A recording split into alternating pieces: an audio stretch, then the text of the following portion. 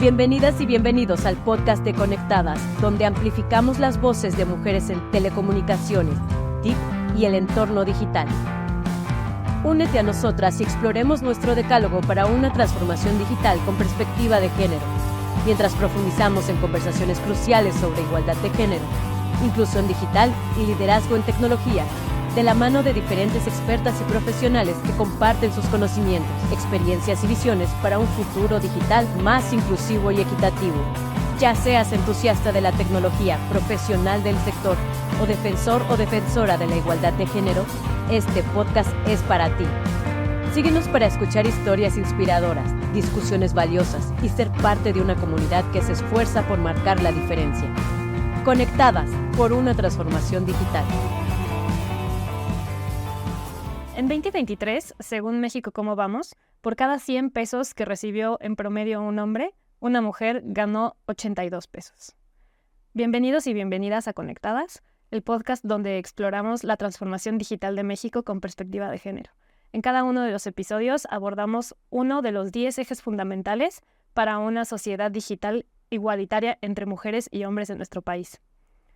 En este episodio exploraremos la brecha digital de género, sus causas y repercusiones, con dos expertas en el tema. Hoy me acompañan Sofía Ramírez, de México Cómo Vamos, directora general de México Cómo Vamos, y Ana de Saracho, consejera de Conectadas y socia fundadora de Join Gestión 360 y Sinergia en TICS. Hoy abordaremos la brecha salarial de género, sus razones y sus repercusiones en el ecosistema digital. Acompáñenme para iniciar a escuchar esta cápsula y volvemos. La brecha salarial de género en México persiste como un desafío significativo, especialmente notable en sectores como información en medios masivos, que incluye los subsectores de radio y telecomunicaciones, donde la disparidad alcanza el 33% a favor de los hombres, según el INCO en un estudio del 2022. A nivel nacional, la brecha promedio es del 18% según México Cómo Vamos, posicionando a México entre naciones latinoamericanas con altas disparidades, no solo en ingresos, sino en participación laboral de las mujeres. Factores clave de la brecha salarial de género incluyen la segregación ocupacional, donde las mujeres tienden a estar sobrerepresentadas en sectores de baja remuneración, y la carga desigual de trabajo no remunerado, que limita su disponibilidad para empleos a tiempo completo y trayectorias laborales ininterrumpidas. Además, persisten prácticas discriminatorias en la contratación y promoción laboral, que perpetúan la desigualdad salarial, según la OIT en un estudio del 2020. Estas estructuras subyacentes reflejan desafíos culturales y socioeconómicos profundos que requieren políticas efectivas y una mayor transparencia en la remuneración para abordar de manera integral esta problemática. Quiero agradecer a Sofía por prestarnos su voz para estos datos sobre la brecha salarial. Y quisiera empezar la conversación con una pregunta. Para profundizar en el tema, ¿qué más sabemos sobre la brecha salarial de género y cómo influyen los estereotipos en la remuneración que reciben las mujeres frente a los hombres en diferentes posiciones jerárquicas y en diferentes sectores laborales, o por ejemplo específicamente el ecosistema digital? Sofía. Pues creo que hay varios rubros donde vale la pena regresarnos a entender que no solamente pasa justamente en el ámbito digital y en las telecomunicaciones, tecnologías de la información. Creo que tenemos que regresarnos un poquito a entender pues cómo justamente hay rubros anteriores. Por ejemplo, el logro del nivel educativo no se ha reflejado totalmente en la disminución de las brechas salariales. Creo que eso es muy importante porque la brecha salarial, por ejemplo, a mayor ingreso es menor en términos porcentuales. Pero si hablamos de personas con posgrado, estamos hablando que la brecha alcanza incluso 30% entre hombres y mujeres.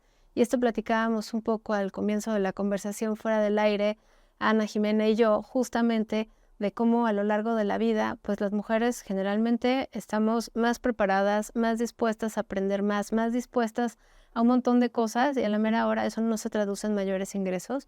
Las brechas prevalecen por ámbitos distintos y ajenos. Creo que hay otros dos rubros, por ejemplo, que vale la pena destacar, que es la trayectoria y la acumulación de años. No es necesariamente el caso de Ana, claramente, pero muchas mujeres optan por cambiar de trabajo o hacer una pausa en su vida profesional o laboral para poder atender labores de crianza y de cuidados dentro del hogar. Entonces, eso hace que pues tu carrera se vea interrumpida de manera muy clara, y al momento que tú tengas que justificar qué hiciste estos 2 años, pues la respuesta va a ser, pues fui mamá, ¿no? Pero va a ser difícil que dentro del trabajo eso se considere un trabajo o haya habido experiencia por medio. Y la otra cosa es, obviamente, pues los contextos en los cuales la libertad es relativa. Digamos que un puesto cada vez más alto dentro de la escalera corporativa puede representar menos gestión de tu tiempo, y esa falta de flexibilidad hace que muchas veces pues te mantenga, digamos, tomando decisiones que en el margen acaben impactando, digamos, tu capacidad de seguir creciendo y por lo tanto tu ingreso en el largo plazo, ¿no? Entonces yo me quedaría con esas 3 ideas. Creo que en este momento podemos empezar una conversación porque además Ana tiene una experiencia brutal justamente en este aspecto. Muchas gracias, Ana. ¿Tú qué opinas de esto? Pues mira, yo lo que quiero decir es que creo que hay un tema sociocultural de fondo, de raíz, sistémico en este país y en muchos. No lo voy a dejar solo en México, pero en este país lo hay. De que las mujeres, pues el puesto de las mujeres no está en los trabajos, ¿no? En la profesionalidad y en la parte remunerada. Y hoy sí está, pero está prestada como si fuera un favor. Como si esas llegadas de mujeres a invadir un espacio que no les correspondía, y lo pongo entre comillas claramente, fuera como un estoy agradecida porque me permitas formar parte de esto. ¿Y de qué nos habla? Pues de la falta de igualdad de oportunidades, ¿no? De no entender que tenemos los mismos derechos que los hombres para estar tanto en el espacio remunerado como en el no remunerado. Los hombres deberían de estar. Pero entonces creo que eso, pues ya desde ahí empezamos las mujeres con este chip de favor, de agradecer la oportunidad, de agradecer que se nos abran los espacios. Y por supuesto que desde ese lugar es difícil que puedas exigir la remuneración que te toca. Yo no conozco ningún hombre que acepte un trabajo diciendo gracias por esta oportunidad. El hombre dice, claro que me contrataste porque soy tu mejor opción para estar aquí. Y las mujeres no. Y entonces creo que desde ahí la parte de tener la posibilidad de negociar o de exigir lo que corresponde, no estoy diciendo tampoco del abuso de la posición, simplemente de lo que te corresponde, pues se hace fácil para las empresas conseguir talento femenino barato, que eventualmente termina dando esta brecha salarial que luego se vive en las empresas, porque claro, cuando empiezan a revisar un poco cuánto gana una mujer que desempeña el mismo rol y mismas responsabilidades que un hombre, como las condiciones de contratación se dieron en circunstancias tan disparejas, pues la brecha está ahí de entrada. Y el problema es que ya luego es difícil corregirlo, porque costaría muchísimo más dinero del que probablemente una empresa puede estar dispuesta a poner para igualar eso. ¿Qué es más sencillo? ¿Bajarle el sueldo a quienes lo tienen alto o subirle el sueldo a quienes las tienen bajas? Entonces, pues ninguna de las dos. Pero sin duda el costo es muchísimo más alto para llevar a las mujeres al lugar donde deberían de estar. Y eso me parece que entran temas que, bueno, podríamos tener podcast solo para eso, pero del síndrome del impostor, ¿no? Mujeres sabiendo que entran a un trabajo y hablando con sus voces, Sofía, que tanto platicábamos de nuestras voces, diciendo, híjole, pero ¿y de verdad yo soy la persona para este puesto? O sea, cuestionándonos nosotras mismas si somos o no el perfil, si somos la persona idónea para esa empresa, en vez de llegar con esta autoconfianza y esta seguridad de decir, yo vengo aquí a ser un agente de cambio, tengo un valor agregado que aportar a esta empresa y le voy a dar los resultados que se necesitan y vamos a crecer juntos, porque además esto es un win-win. O sea, la verdad es que si las mujeres entran con una confianza superior y pudiendo hablar con sus voces saboteadoras que dicen, no deberías de estar aquí, o qué estás dejando en tu casa, porque también hablábamos de las culpas, qué pasa con entonces cuando tenemos hijos, y si no deberíamos más bien de estar dedicando ese tiempo valioso a otros lugares, pues entonces esto probablemente no sería tan grave como es hoy. Y a mí me parece, yo cada vez que hablo de brecha salarial con una empresa, siento una cierta incomodidad. Es como un dato que, digo, no sé, supongo que tú lo debes de saber mucho mejor que yo, Sofía, pero que cuesta que den. No, ¿No? además todo el mundo te dice, aquí no, aquí contratamos hombres y mujeres por parejo, pero entry level, ¿no? No, O sea, de entrada, no en exactamente. las digamos, en las posiciones más relevantes. Exacto, o te hablan de bandas salariales y entonces esa banda de repente tiene un mundo de cambio entre la posición baja y la posición alta. Entonces claramente se abren brechas respecto de la misma banda salarial y eso es bien difícil. Y por el otro lado entiendo también que digan, entonces, ¿dónde queda la posibilidad de tener un diferenciador porque mi trabajo es espectacular o porque es verdaderamente de valor para una empresa? Entonces, pues hay muchos temas ahí que analizar. Algunos vienen desde una parte muy emocional, desde una parte interna, otros son mucho más externos, pero creo que todo esto pues nos tiene hoy en el problema en el que nos encontramos y del que es difícil salir por esto que les digo, ¿no? En realidad hoy arreglarlo pues implica tener un programa a muchos años como para poderlo hacer, porque nadie va a poder sacar esa cantidad de dinero de un día para otro para arreglar esa brecha, ¿no? Pero además es como muy natural en el momento en el que tú tienes 5 pesos y tienes que llegar al kilómetro 50, pues si contratas mujeres vas a tener 5 veces más talento por menor precio. Entonces es un reto bien interesante porque no se trata de explotar el talento femenino, sino de emparejar la cancha para que la carrera sea igual y entonces por el mismo precio obtengas el mismo talento. Creo que esa es un poco la pregunta de fondo. Y además, o sea, justo decían esto de los estereotipos no solo internalizados, ¿no? Sino también internalizados a nivel colectivo e institucionalizados, ¿no? Un poco es también, no solo yo, mujer, pues un poco internalicé el estereotipo de que tengo que estar en mi casa, cuidando, haciendo labores no remuneradas.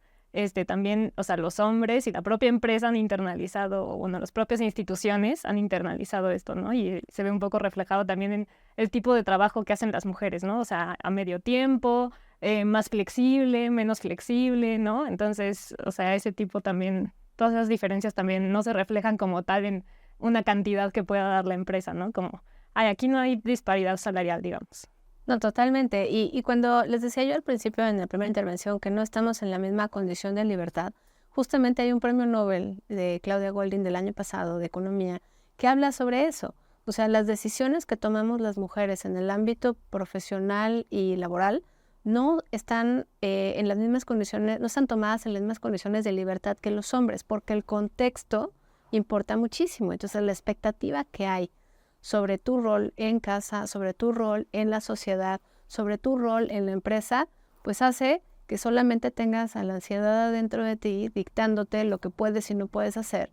Y obviamente el dolor siempre de decidir, pues solo puedo estar en un solo lado. Voy a estar en la junta con los directivos o voy a estar en el kinder recogiendo a mi hija. Y fíjate que tengo un caso de una mujer que trabajaba conmigo, que era parte de mi equipo, y pues a ver, yo tengo 3 hijos y lo he vivido muchas veces en no las circunstancias maravillosas en las que debí de haber tenido estos hijos. Y por lo mismo, pues me considero una jefa capaz de entender y de empatizar con la situación y además, pues siempre buscaría estar en un lugar que diera las condiciones. Pues esta mujer tiene a su hijo, regresa de su maternity leave y renuncia. Sin más. Y yo me acuerdo de haber dicho, ¿por qué lo haces? Tienes un talento importante y creo que puedes desarrollarte maravillosamente. Déjame acompañarte en este desarrollo, porque sí se puede. Yo soy el ejemplo de que se puede desarrollarse y tener 3 hijos. Sí se logra. Y lo que me dijo es que voy a querer condiciones, prefiero trabajar medio tiempo y para trabajar eso me va a costar más tener a gente que cuide a mis hijos y todos los costos involucrados en que haya alguien a que simplemente renuncie a mi propio sueldo y yo me convierta en esa persona que cuida hijos. Y la verdad es que no tuve más que decir, ¿no? Mujeres que me dicen, yo trabajo para poder trabajar, porque al final gran parte de ese sueldo se va, además, ¿a quién hace esas labores que tú no puedes hacer, no remuneradas? Que tienes que acabar remunerando a alguien para que las haga. Entonces ahí nos encontramos también con ese mundo. Pero parece que los hombres no son parte de esta conversación. ¿No? Ni la expectativa de que lo sean, además. O sea, también creo que parte del problema es que justamente no hay ninguna demanda por parte de la sociedad de que los hombres se involucren. Entonces, cuando se involucran, se les aplaude, lo cual está muy bien, pero cuando la labor no está completa por la mujer, entonces se le reclama. Entonces viene este doble costo, donde pues no solo no puedes avanzar porque no puedes tomar oportunidades, sino que además, pues en casa estás dejando, entre comillas, un montón de pendientes y una deuda, digamos, emocional, porque la expectativa es esa. Si la expectativa fuera aquí todos parejos y papá y mamá están igualmente presentes, pues obviamente no habría esa deuda emocional que después, ¿no?, se reclama. Yo creo que es un tema muy complicado, pero creo que cuando hablamos de brechas salariales, que es el tema del día de hoy, Ana tocó un punto súper importante, que es el medio tiempo. Tú también lo decías, el decir, pues trabajos más informales por proyecto, ¿no?, que no tiene seguridad social, y entonces pues empiezas como a disminuir tus ingresos, no un año o dos, sino a lo largo de tu carrera, y cuando quieres llegar a la posición más alta, vas a llegar con un pedazo de tu salario ya mordido. Las razones son diversas, porque es que no juntaste 40 años de trayectoria ininterrumpida, es que cambiaste muchas veces de puesto, es que entraste y saliste del mercado laboral. No quiere decir que no haya mujeres en la punta, lo que quiere decir es no hay suficiente representación, porque todavía es 1 de cada 10 a nivel directivo, digamos, en las juntas de gobierno de las empresas, sino que también la posición no llega con la misma fuerza porque no viene respaldada, digamos, por este reconocimiento del entorno. Y a eso se refería Goldin con la libertad. No estamos en las mismas condiciones de libertad. Entonces, creo que la brecha salarial además se va exacerbando conforme no solamente mides el ingreso laboral, vas midiendo pues los activos que generaste a lo largo de tu vida, el acceso al sistema financiero, el ahorro para el retiro, y todo eso se emparejaría si tuviéramos las mismas condiciones laborales. Entonces sí nos regresa la brecha salarial o la brecha de ingresos o la brecha de riqueza a lo largo de la vida, justamente a no tener las mismas condiciones paritarias. Si me preguntan cuál es esa bala de plata que podría resolver la brecha salarial, para mí sería la flexibilidad laboral para todos, para hombres y para mujeres. Justo, qué bueno que lo mencionas, justo a eso les iba a preguntar, ¿qué medidas efectivas pueden tomar las empresas o las instituciones públicas o las empresas o incluso las propias mujeres también, o sea, en términos, justo donde decías, como de esta mentalidad, ¿no?, para fomentar la paridad salarial? Bueno, yo creo que hay varias. Efectivamente hay una parte que es trabajo de las mujeres. Sí creo que las mujeres tienen que trabajar en su confianza y en entender que hacen un rol tan valioso como el que hacen los hombres. De verdad que es importante que tengamos mujeres poderosas. Yo no les llamo empoderadas porque creo que nadie tiene que darles ese poder. Todos lo tenemos y simplemente hay que reconocerlo y vivir a través de él. Pero las empresas tienen que poner el ambiente para que este ambiente sea seguridad para esas mujeres. Entonces, yo las que te diría que a mí me parece que son válidas es, por supuesto, el flex time. O sea, me parece que la flexibilidad de trabajo, y que además ya nos lo demostró la pandemia. O sea, yo conozco empresas que los CEOs te dicen, mi personal se volvió más productivo en ese ambiente. ¿Por qué? Porque quitaron la ansiedad de no ver a sus hijos, porque se dedicaron, es más, tuvimos hasta que lidiar de alguna forma con la sobreconexión, ¿no? Y porque entonces ahora, ¿hasta dónde terminaba el trabajo? Ese es el nivel de compromiso que la gente adquirió en sus propias casas sobre el trabajo. Entonces ahora había que quitar trabajo de la casa.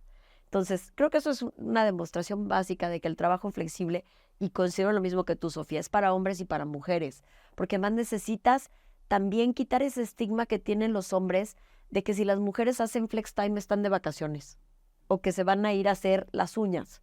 O sea, tienen que entender que simplemente es una manera distinta de trabajar, donde gestionas tu tiempo de una manera diferente para dárselo a todo lo que te lo está reclamando.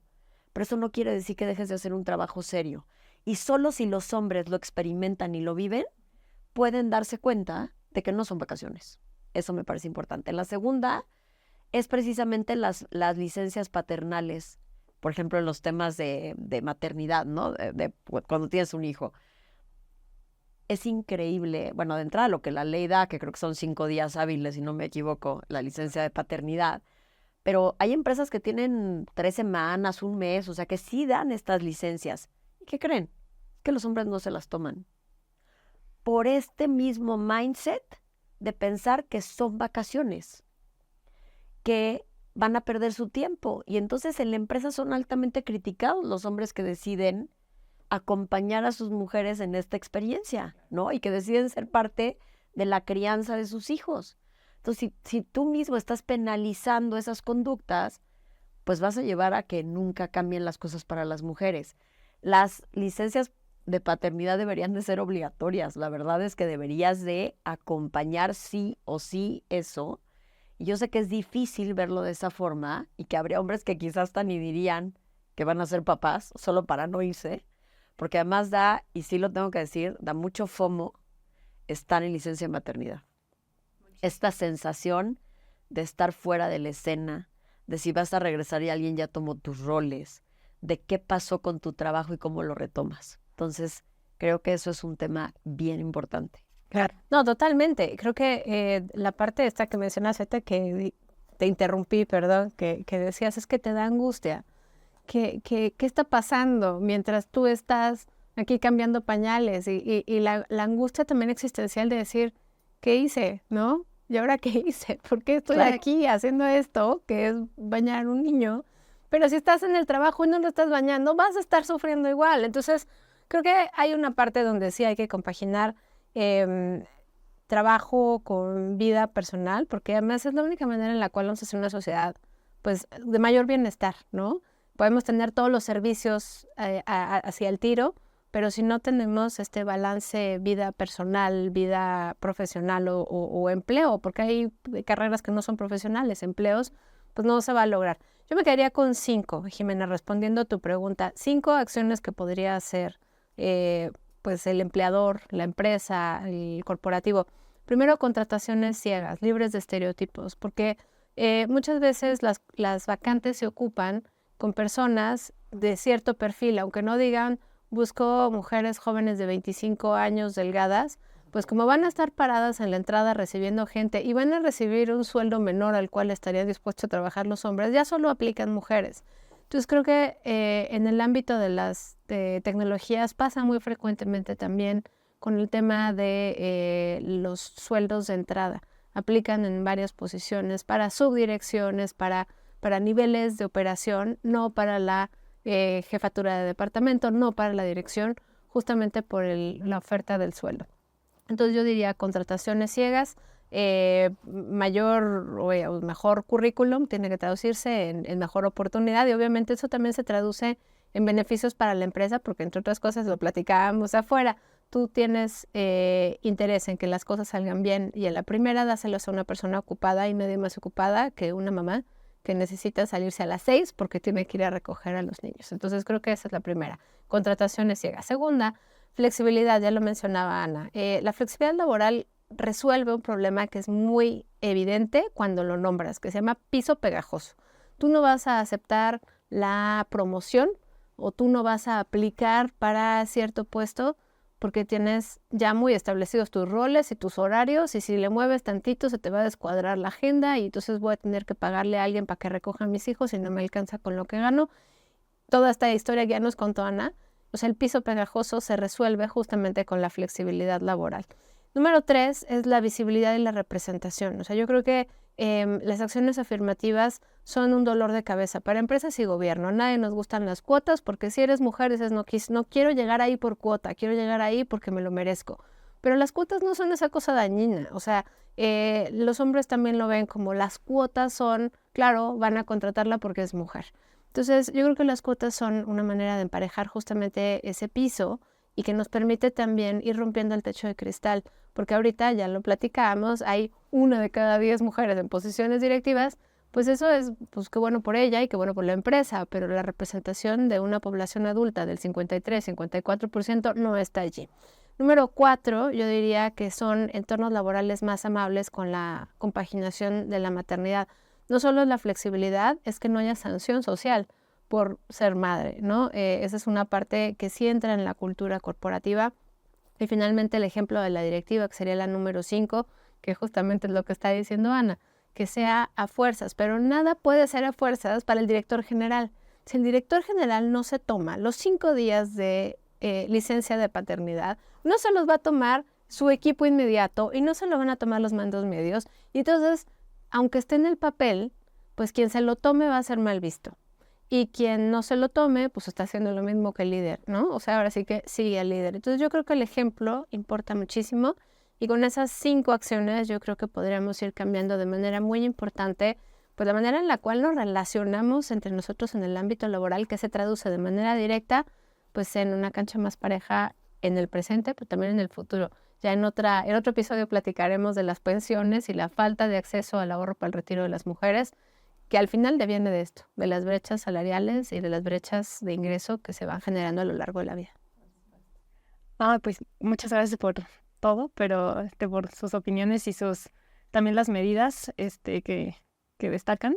Yo creo que también la transparencia salarial y por ejemplo, prohibir prácticas que se han probado pues dañinas para esto, ¿no? Como de esto de CVs ciegos, pero también como exigir, bueno, que te digan sus remuneraciones pasadas, ¿no? Que básicamente es como, pues si te han pagado poco, te vamos a seguir pagando poco, ¿no? Y pues me gustaría pedirles algunas conclusiones rápido para cerrar el capítulo. Ana, por favor. Pues a ver, yo creo que claramente hay un tema sociocultural que hay que atacar y eso solo se hace con concientización y con ejemplo. Creo que lo dijiste muy bien, Sofía. Esto se barre de arriba para abajo. Todo lo que tiene que ver con estos temas tiene que venir de la directiva y no solo de un papel. Eso es básico. La segunda es esa parte de mujeres que se crean que están donde deben de estar o quizá no están donde deben de estar y deberían de estar aún más arriba y en mejores condiciones. Y creo que eso sí es una parte que yo invito muchísimo a las mujeres a trabajar, ¿no? A trabajar y a concientizarse del valor que aportan a la sociedad, a las empresas y a todos. En general creo que somos un elemento fundamental, como los hombres ya lo son, pero ellos lo tienen muy claro. Entonces creo que hay que poner ese segundo elemento.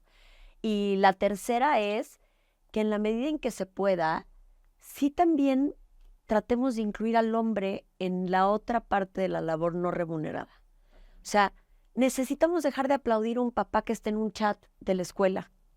Necesitamos dejar de pensar que nos hacen un favor cuidando a los niños mientras nosotros no podemos estar. Son parte de la crianza de nuestros hijos. Y yo a veces me pregunto, ¿no me gustaría que mis hijos tuvieran más memorias de más temas con su papá? Muchas más.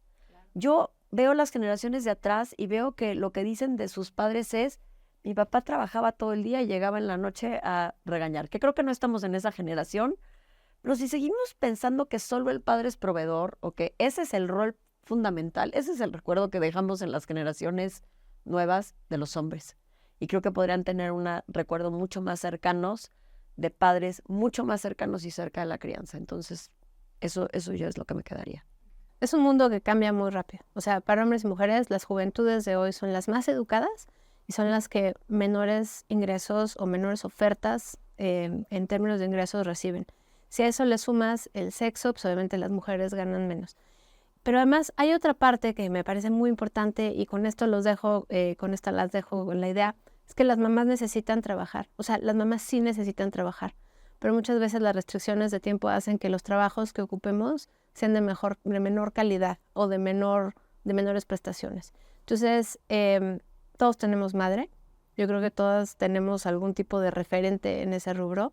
Yo pues creo que el aporte que dejaría sería justamente vamos a darle esas oportunidades a las mujeres que sean madres y a las mujeres que son madres que nos escuchan, que se den ellas mismas la oportunidad de intentar compaginar estos dos roles. Y como dice Ana, hay muchas personas alrededor cuando nace un bebé. A veces no es el papá, a veces es la abuela, a veces es la vecina.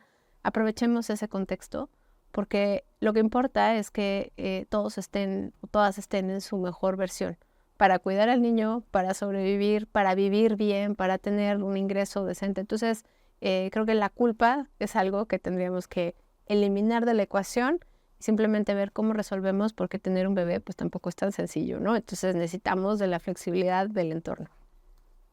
Pues muchas gracias a las dos. Yo creo que estas medidas aplican no solo a cuando hay un bebé, sino también a labores no remuneradas, no labores domésticas y también labores de cuidados de otros familiares, ¿no? Como personas discapacitadas, abuelos, o sea, ¿no? Entonces es como la domesticidad, ¿no? En general, no solo cuando hay un déjame bebé. decir algo muy rápido.